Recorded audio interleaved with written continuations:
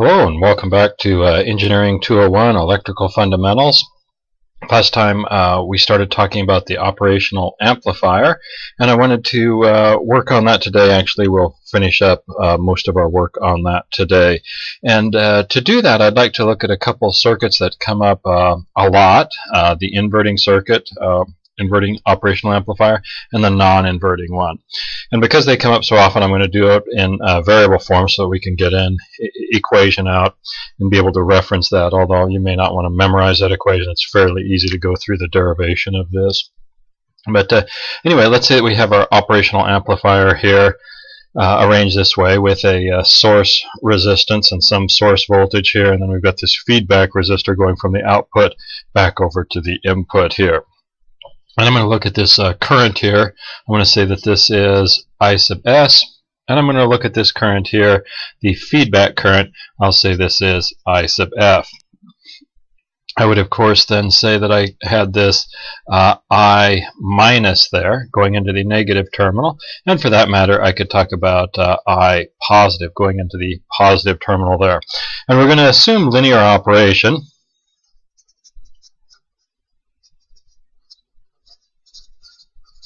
So with linear operation, we know that the voltage at the input 1 has to be equal to the voltage at input 2. I don't necessarily know what that voltage is, but I do know that they are equal to each other. And I know that the input currents, that is I minus, is equal to I plus, and that I know is equal to 0. So that's our linear assumption. That should be useful as we go through this problem. Well, what I'm going to do then is do Kirchhoff's current law at node number 1, and we would have I sub S going in and I sub F going in and I minus leaving. So I'll set that equal to, that's what's going in, I minus is leaving. So minus, not a prime. So I minus. Now that's going to, because of the linear operations, we can use this and say that this is equal to 0. So I get then that I sub S plus I sub F is equal to 0. So let me talk then about I sub S. I need to find the voltage that goes that way. So that would be minus V1 plus Vs. So I'll say Vs minus V1 divided by the resistance R sub S. And to that I will add I sub F, which I need to now find that voltage, the potential opposite of the direction of the current. So how do I get from here? Well, it'd be minus V1 would get me down to this ground base state down here. So minus V1 gets me down there, and then plus V naught. So I'm going to say that this is V naught minus V1 divided by RF is equal to 0. Now a nice equation, but I have two unknowns. Presumably Vs would be known, but V1 and V naught are unknowns. V naught being the output probably is the one unknown that we would like to solve for. V1 we need to try and get out of the equation. But remember, V1 is equal to V2, and I could say that V2, that's going to be this voltage right there. There's V2. What's V2 equal to?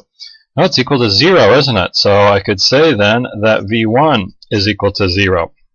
Sometimes V1 and V2 are equal to 0. Sometimes they're equal to 10 volts or 2 volts or something like that. In this case, it happens to be equal to 0. You just don't want to get in the habit of saying, well, that's always equal to 0, because this is the only one that we can say is always equal to 0. So in this case, with V1 equal to 0, my life gets a lot easier here. And I could say then that Vs over Rs plus V naught over Rf is equal to 0, and rearranging that, minus Vs over Rs is equal to V naught over Rf. Do that right? Yep. And solve for V naught, that's going to be equal to minus Rs over Rf times Vs. Okay, so that would be the expression there. And we'll notice the ratio of the resistance. Let me double check this here before I talk about it. Minus Yeah, did I mess this up? Vs.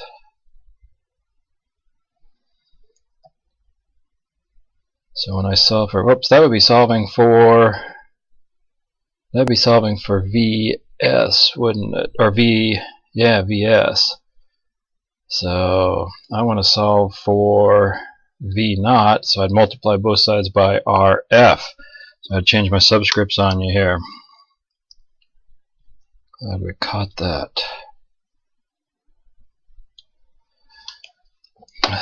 So solving for V naught, I'm going to multiply both sides by Rf, so I have minus Rf divided by Rs. There, I think we're good. V naught minus Rf divided by Rs times Vs. Good. Okay. I'm going to double check this previous step. Yeah. So if I look at this ratio, this minus Rf over Rs, whatever value of units you have on the resistance, those will hopefully cancel. And so this is then just some factor of Vs. And this negative sign, that's why we call this the inverting operational amplifier. And if you're to study this from a technology standpoint, they would give you a circuit like this and say, well, the result is always like that. And if you want to memorize this equation, that's fine. It gets a little confusing because then if people change the names on these or something, I usually don't remember things like this because it's actually fairly easy just to quickly derive this again. But that's up to you.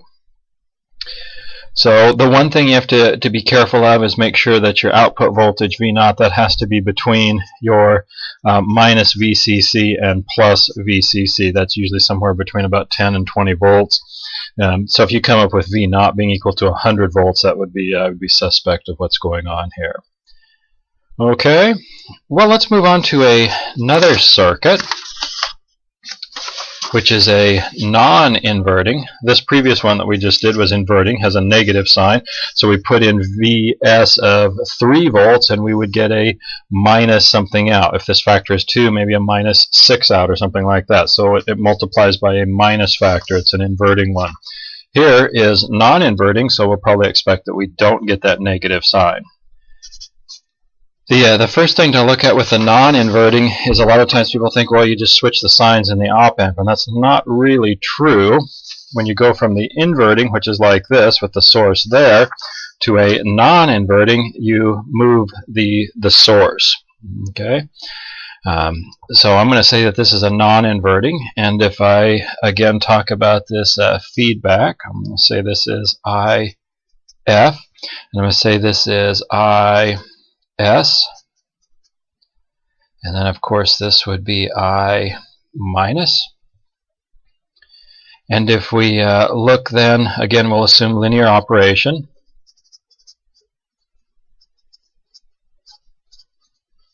So with linear operation I can say that V1 is equal to V2. I don't know that it's equal to 0. I don't think it'll be 0 in this case.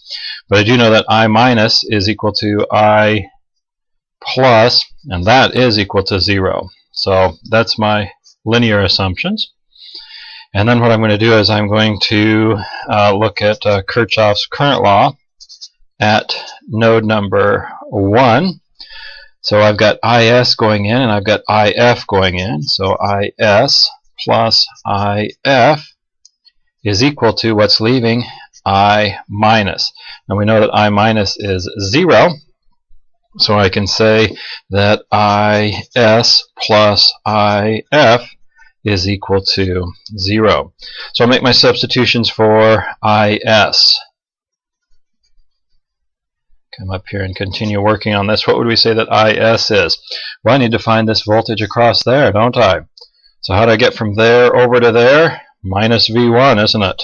Minus V1 divided by RS plus RF.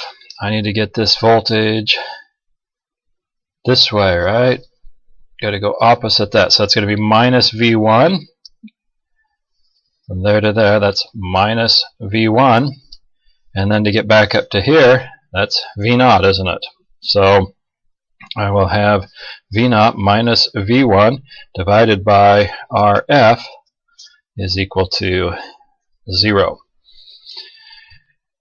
Then again, I'm at the same point I was in the last problem. One equation, two unknowns. I need to figure out what V1 is. Well, what do we know? V1 is equal to V2. What's V2 equal to? Well, there's V2. V2 is equal to Vs, isn't it? So therefore, we could say that V1 is equal to Vs, that source voltage. So I'll put that in as Vs, being careful to maintain the negative that sign there. And Vs, again, observing the negative sign, being careful of that. So I could say that Vs over Rs plus Vs over Rf is equal to V0 over Rf. Is that right? That one is negative, and that piece is negative, and then when I move the V0 over Rf to the other side, it becomes negative. Multiply everything by -1, everything's now positive. And I think we're okay with that so far. So then I could solve for V0. That's just going to be equal to what? Vs times Rf, solve for the right one this time, Rf, times this factor of 1 over Rs plus 1 over Rf. So we get a common denominator on this thing. We multiply this by Rf over Rf, this one by Rs over Rs, and we'd come up with Vs times Rf times this factor. What would this be? Rs Rf times Rf plus Rs, and I get to cancel that with that, and I can conclude that, and we'll put that over here, so V0 is equal to Vs times, what I'm going to have, this factor of Rf plus Rs divided by Rs. Again, double check that. We would get that V0 is Vs, yeah, times Rf plus Rs divided by Rs. Yeah. This is previous one, okay. Yeah. So, yeah, I think we're good with that. And again, if you were coming from a technology program or something like that, oftentimes they would give you this circuit to memorize and then this equation here to memorize. And you can do that if you want to. But once you understand this technique, once you understand linear operation and doing Kirchhoff's law, it's pretty easy to derive that. And you'll remember how to derive it, where you may not remember the equation, and where was Rf again, and so forth. Now, one practical thing that comes up, and we're going to do both of these in lab, the inverting and the non-inverting, so make sure you have these handy in your notes. But in lab, we will oftentimes put a resistor here. Maybe we'll throw a 1 or 2 K resistor in there just for protection of this thing, so that we don't have a direct path in there. Does that change it at all? Well, no, because what's this current here? This current is I plus, isn't it? And I plus is equal to 0. So if you have 0 current going through that resistor, V2 is still going to be equal to Vs because there's no drop across that resistor. So if there's a resistance in here, that's just a practical matter. There will be no drop across it because, again, there's no current going through it. And likewise over here, sometimes, we don't do that probably as much, but sometimes we may put a resistor on there for one reason or another, sometimes to protect the circuit.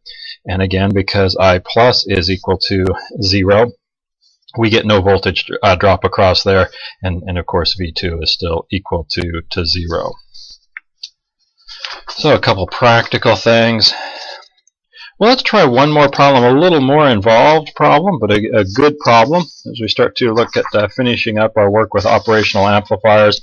The electrical engineers are going to go on and do a lot more with operational amplifiers, but this is serves as a good introduction for them. So let's say that we are given this. So we're given this, and we would like to find, there's a couple things that we're going to find, but first I would like to find, switch pages here, find V naught if Rx is equal to 80 k ohms. So I have a little different arrangement here. Little something added right here. The rest of it looks pretty common. One thing, our VCC is plus and minus 10, and lab will be using plus and minus 15, but plus and minus 10, that's not completely unheard of, and we'll see how that works in this problem. So if we take this variable resistor here, this is a symbol for a variable resistor, the squiggle with the line through it, to use real technical terms there. If that's tuned and set to 80 k ohms, 80,000 ohms, what is our output voltage? So we're looking for that. Well, let me go ahead and put some values in here. I'm going to say that this is maybe I could call this, what's a good name for this? Maybe I1. Yeah. I think that's probably as good as any. I'll call this I2. We could call this I minus, right? So I could say, because we assume linear operation,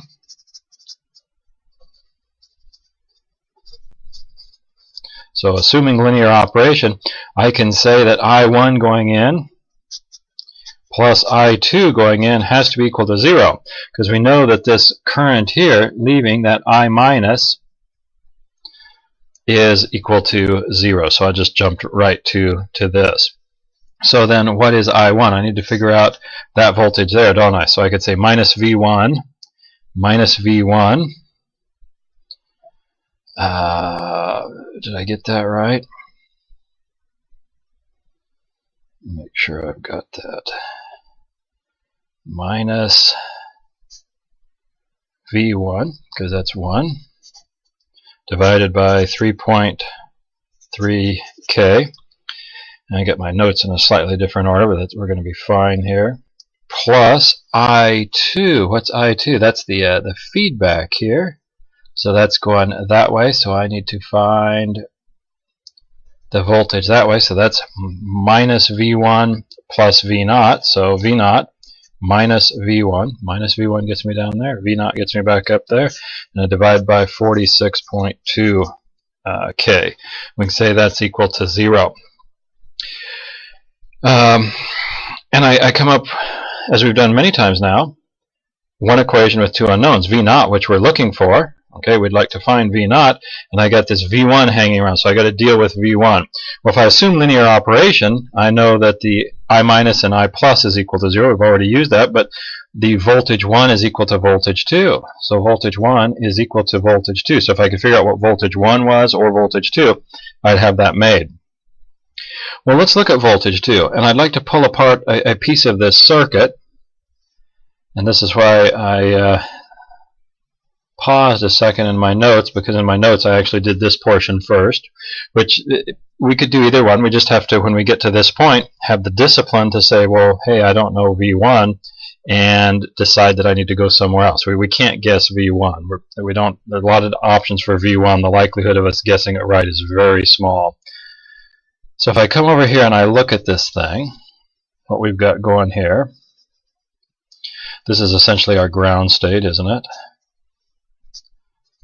And I've got this positive and negative, 0.75 volts. And then I have this resistor. And we have this one. I almost forgot about that. That was tuned to 80 k ohms. And this is 20 k ohms. And then I have this going off of here like that, don't I? But the important thing to note, this is, this would be I positive, wouldn't it? And what do we know that I positive is equal to? It's equal to 0. So because that is equal to 0, this is really simple voltage division. Normally I couldn't use simple voltage division on this, because if you've got some current coming up to this point, some of it would go down here and some of it would go down here. But since this is equal to 0, I really have a simple problem like this. Okay, where I am now with this voltage here, I have this known voltage and I'm looking for this voltage there, aren't I? So I could say that this voltage across here, which has a name, that's V2, that V2 is equal to 3/4 of a volt, 0.75 volts, times 80K divided by 20 plus 80K, which gives me what? 0.6 volts, I think. 0.6 volts. Let me double check that.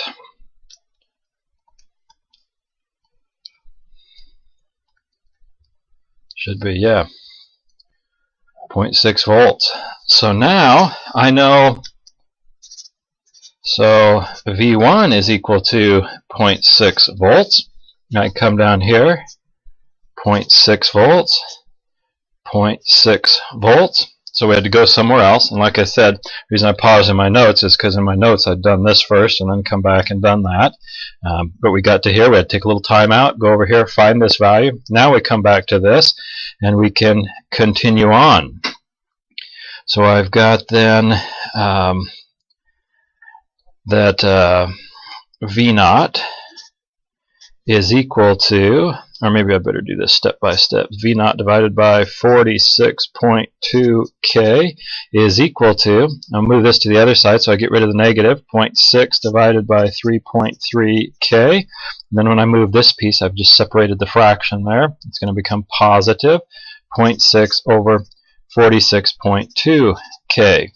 So if I keep going with this, V0 then is equal to 46.2 divided by 3.3 times what? 0.6 plus 0.6, right?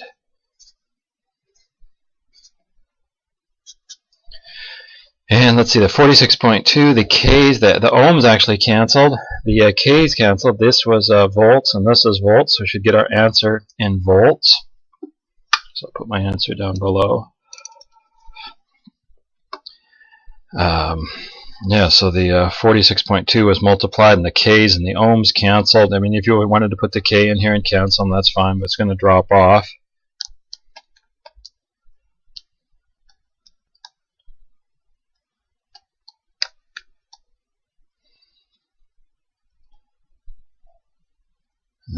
Okay.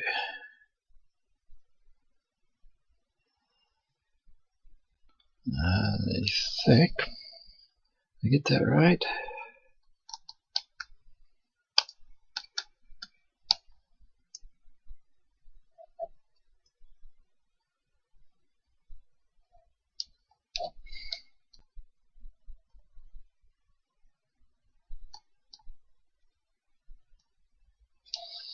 I have made a mistake here based on what my notes say that I should get.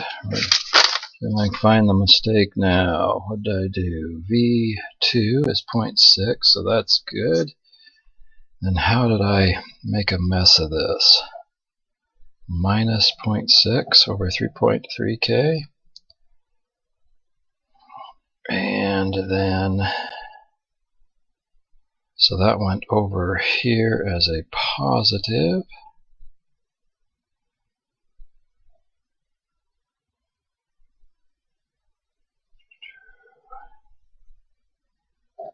So that should be negative plus I2. Is that right? So minus V1, that's right. And this one is minus V1 plus V0. Yeah.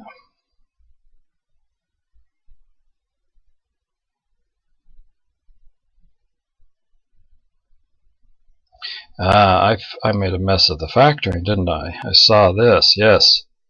So we're okay with this. I've got bad math. So I've got 46.2K, and then I I can blame. I'll say my hand was in the way, but it wasn't. I've got 3.3 in the denominator here and 46.2. That's the problem. Okay, so let me back this up a little bit.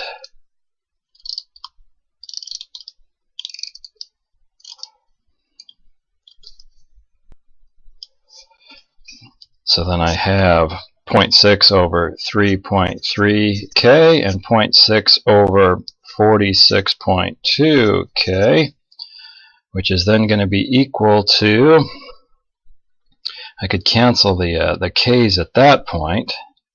I'll just clean this up a little bit. 46.2 times 0.6 times then 1 over 3.3 plus 1 over 46.2. I did factor out a k there and cancel it. Now we should be in better shape.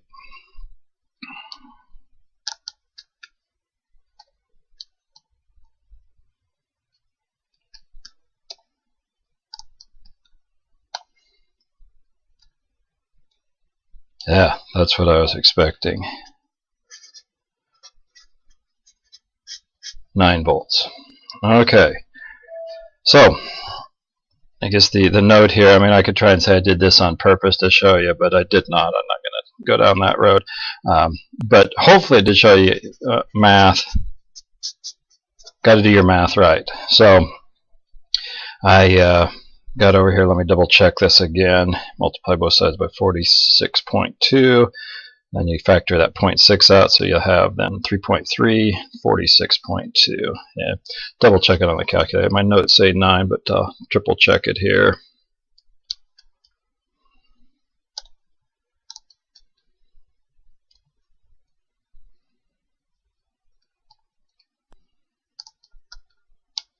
Yep. Okay, 9 volts. And the other thing, and part of the reason, one, my answer when I did the math wrong came up to be 16, which is starting to be, usually we're somewhere a little closer to 10 or 15. That worried me. It worried me it didn't match my notes. And that's the other thing is, am I between here? Yeah, am I between minus 10 and plus 10? Yeah. So that looks okay. So I think I can start to have quite a bit of confidence in that answer. So good. Well, I don't want to leave this one alone. What I'd like to do is come back to and ask another question. So we found this V0, 9 volts. Take the problem again and say, given this, I would like to find if we saturate the thing,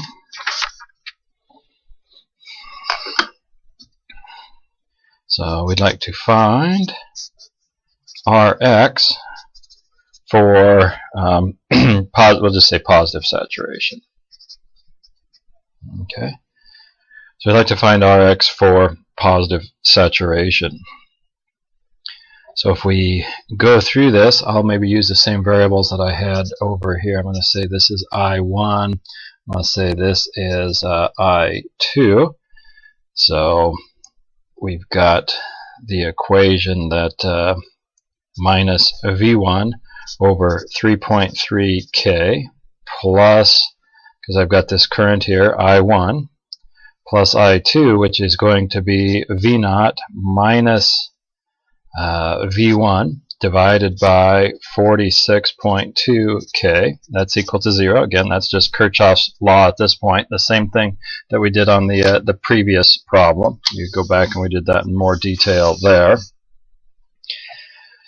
But now we actually know for positive saturation, we're going to say that V0 is equal to what? We'll just say that it's equal to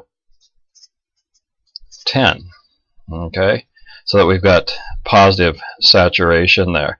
So that should allow us to find what V1 is, and then we can say that V1 is equal to V2. So with that, if I put 10 in here,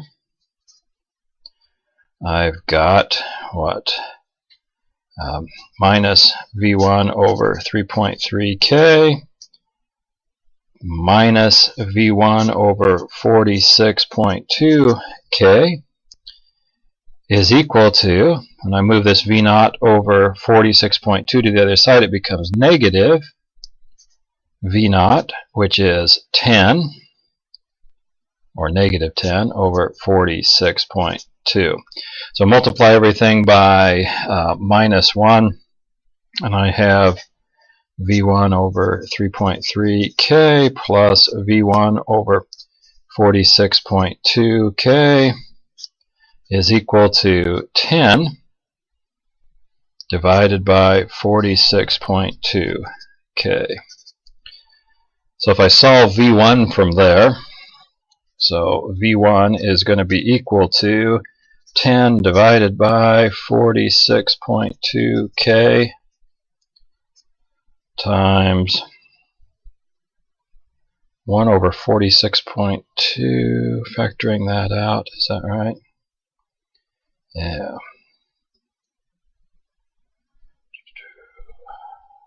Yeah. 1 over 3.3K plus 1 over 46.2K. That work out.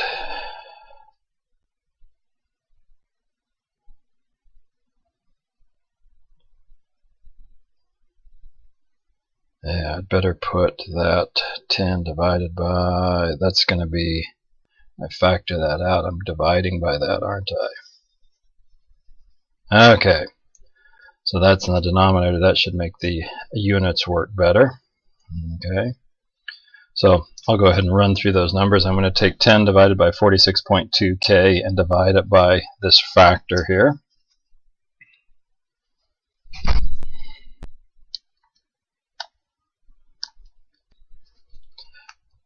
So with 0.667 volts, then we know, so if V1 turned out to be 0.667, we have then V2 would be equal to V1, which is 0.667 volts.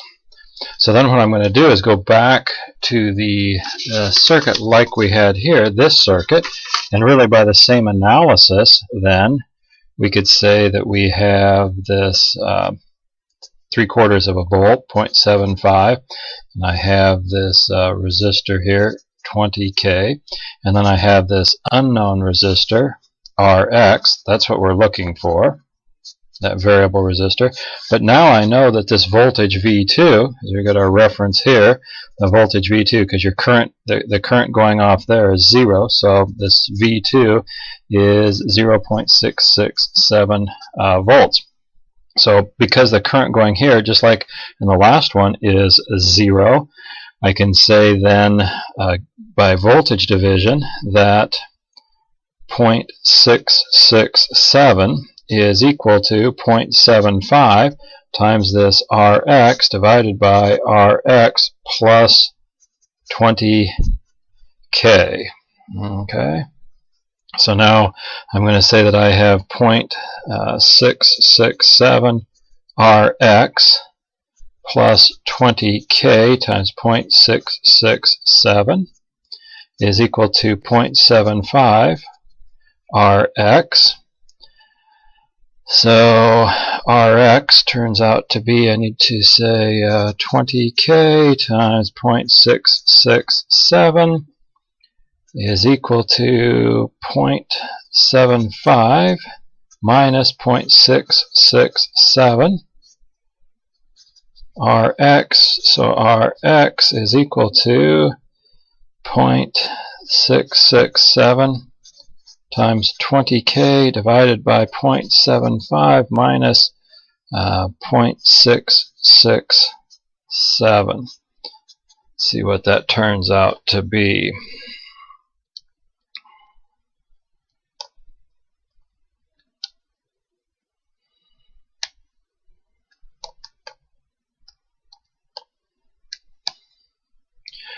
Yeah, about 160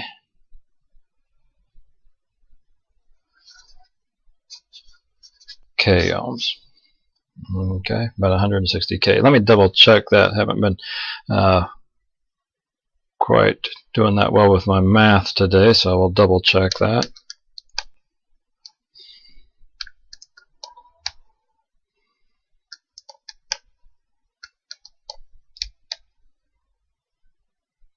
Yeah, about 161,000, so I think we're okay, about 160K.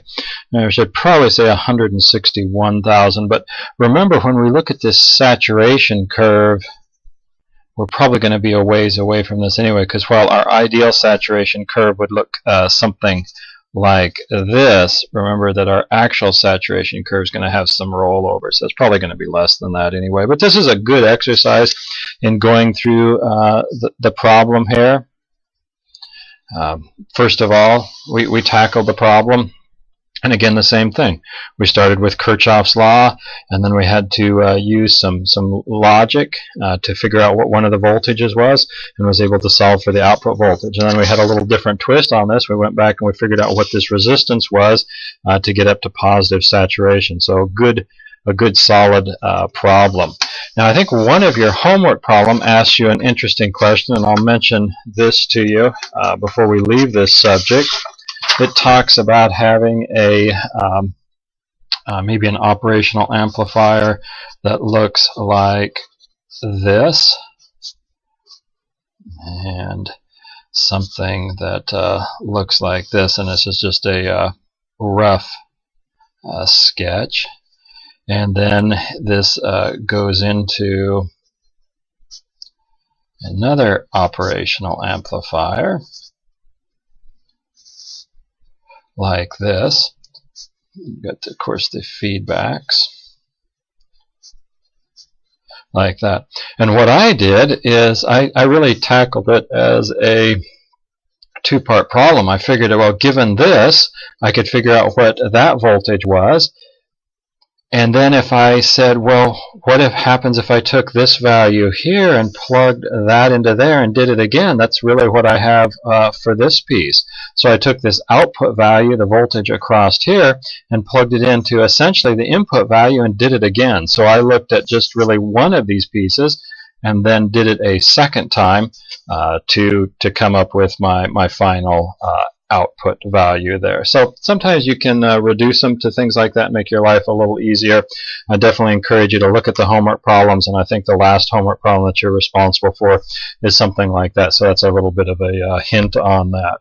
Well, that gets us to the end of operational amplifiers, gets us to a good stopping point. And when we get together next time, we'll start looking at capacitors and inductors. And those are going to be kind of interesting because of their energy storage capabilities. So we'll spend some time talking about those. We'll need a little calculus to help properly describe those, so it should be a good time. Well, thank you for watching, and take care till next time.